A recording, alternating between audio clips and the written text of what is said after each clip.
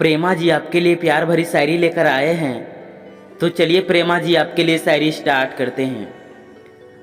आंसू से पलके भिगा लेता था, आंसू से पलके भिगा लेता था, याद तेरी आती थी तो रो लेता था। सोचा था कि भुला दूं तुझको मगर, सोचा था कि भुला दूं तुझको मगर हर बार ये फैसला बदल लेता था, हर बार ये फैसला बदल लेता था।